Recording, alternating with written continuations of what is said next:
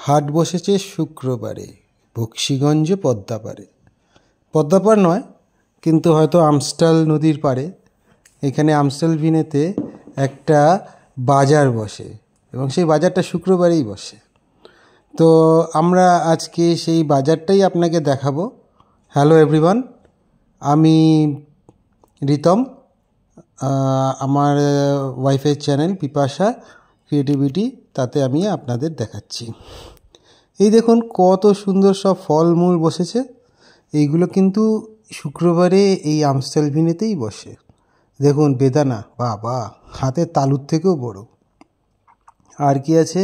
Citron আছে, আর আছে আঙুর আছে, সবেদা আছে, কমলা লেবু। হ্যাঁ, এই কমলা লেবুটা দেখুন কত রং বেরঙের। আমাদের দেশে কমলা লেবু, সেইগুলো সব আমরা খেতে পারি। লিচুও এসছে, সেই সব কমলা লেবু, ইন্ডিয়ার কমলা লেবু এইখানে চলে আসে। সেই কমলা লেবু আমরা খাই। এই দেখুন আমার ছেলে কিছু একটা খাচ্ছে। এই কমলা লেবু আমি অনেক নিলাম। তো 1.5 কিলো কমলা লেবুর দাম 5 ইউরো। পাতাগুলো দেখেছেন? সব পাতা সমেত, খুব মিষ্টি খেতে। তো 1.5 কিলো কমলা লেবু নিয়েছি 5 ইউরো দিয়ে। আর লিচুও কিছু কিনেছি। গরমকালে আমাদের লিচু আর এখানের লিচু, যাই হোক, শীতকালের লিচু। আর এইটা হচ্ছে স্ট্রবেরি। প্রচুর স্ট্রবেরি পাওয়া যায় আমাদের ওখানে। বিভিন্ন জায়গায় গেলে এক প্যাকেট স্ট্রবেরির দাম 400-500 এরকম করেও অনেকে যায়। আর এইখানে স্ট্রবেরি, 2টো স্ট্রবেরির দাম, বাক্স স্ট্রবেরির দাম 5 ইউরো। যাই হোক, এইখানে এই সবগুলো কেনা হলো। আমরা কমলা লেবু বাছছি, পাতাগুলো ছিঁড়ে ছিঁড়ে নিচ্ছি। বাঙালির যা স্বভাব আর কি, ওই পাতার জন্য যাতে ওজনটা একটুখানি যদিও হলেও যদি মেকআপ হয়।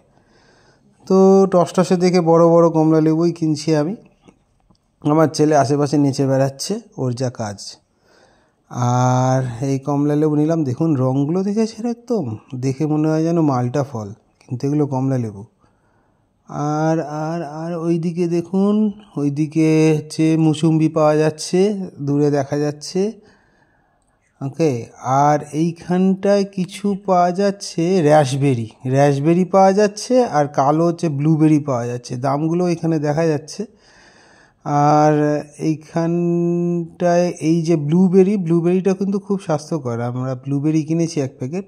র্যাশবেরিটা কিনিনি, র্যাশবেরি টক লাগে বলে খাই না, কিন্তু ব্লুবেরিটা ভালো, খেতেও ভালো এবং অনেকটা সস্তা দামেই দিচ্ছে।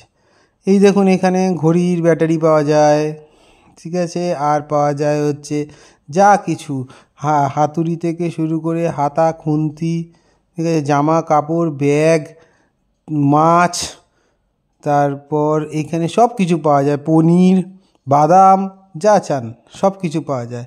ওই যে দূরের লোকটা দেখছেন গটগট করে ঠেলা নিয়ে হাঁটছে, ওটা আমি। আর তার পেছনে এই ছাটা হচ্ছে আমার ছেলে। যাই হোক, আর যে ভিডিও করছে সে হচ্ছে আমার বউ। এই দেখুন কত রকমের ব্যাগ, কত কিছু পাওয়া যায় এখানটায়। আর পাওয়া যায় হলো গিয়ে, এই দেখুন এইটা হচ্ছে অনেকটা বড় চত্বর। এই চত্বরের মধ্যে শুধু শুক্রবারই এই বাজারটা বসে। বেল্ট পাওয়া যায়, আর পাওয়া যায় বালিশ পাওয়া যায়, কিন্তু দাম এবারে মোটামুটি বেশি মনে হলো। আরও অনেক দোকান বসে, সেই দোকানগুলো দেখতে পাচ্ছি না। ডিম পাওয়া যায়, লাইন দিয়ে সব ডিম কিনছি আমরা। যেমন ডিমের আড়ত থেকে ডিম কিনি, অনেকে 1 পেটি ডিম, 2 পেটি ডিম, সেরকম এখানে ডিম পাওয়া যায়। চিজ পাওয়া যায়, এখানে চিজ খুব পপুলার, লোকজন চিজ কিনে নিয়ে যাচ্ছে।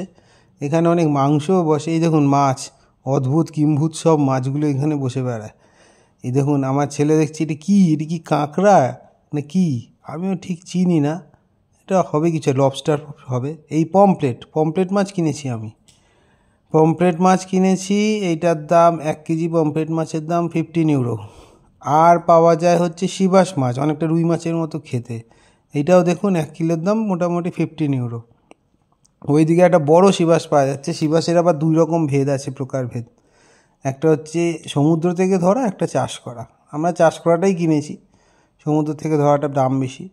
আরও এইসব ম্যাকরেল অনেক রকমের মাছ আছে, তেলাপিয়া মাছ, অদ্ভুত মাছ আছে। এখানে অক্টোপাসের সুর পাওয়া যায়, অক্টোপাস গোটাও পাওয়া যায়। ট্যাংরা মাছ পাওয়া যায়, ট্যাংরা মাছ নয়, ট্যাংরা মাছের মধ্যে ছোটো ছোটো মাছ। চিংড়ি মাছও পাওয়া যায় এইখানে। এই যে এটা হচ্ছে সমুদ্রের শিবাস মনে হয়, হ্যাঁ। আর ওইটা হচ্ছে চাষ করা শিবাস, যেটা আমরা দেখালাম এই মাত্র। যাই হোক, তো এইভাবে ঘুরছি। এখানে অনেক খাবার দাবারও পাওয়া যায়, অনেকে খাবার কিনছে। এই আরেকটা মাছের দোকানে এসেছি। এই মাছের দোকানেও চিংড়ি মাছ, সব মাছ পাওয়া যায়। এই মাছের দোকানটা ওটা ফাঁকা হয়ে গেছে। এই মাছের দোকানে অত কিছু নেই। আমরা যেতে যেতে বেলা পেরিয়ে গেছে, তাই শেষ হয়ে যায়। দেখুন, অক্টোপাসের সুর পাওয়া যাচ্ছে, গোটা অক্টোপাসও পাওয়া যাচ্ছে। কি করে যে খায় ভগবান জানে, এরা যা পারে খায়। যাই হোক, আমরা কোনোদিন ট্রাই করে দেখিনি, ট্রাই করলে তাহলে বোঝা যেত। আজকের ব্লগটা এখানেই শেষ করছি। ভালো লাগলে লাইক এবং সাবস্ক্রাইব করবেন যদি ইউটিউব থেকে দেখেন, আর আমার ওয়াইফের পাশে থাকবেন। আর ফেসবুক থেকে যদি দেখেন তাহলে লাইক করবেন এবং কমেন্টস করবেন।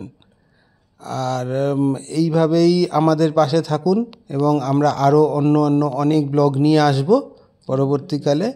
এবং এই দেখুন সিগাল দেখা যাচ্ছে।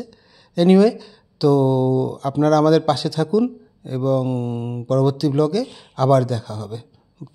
ততক্ষণ পর্যন্ত বাই।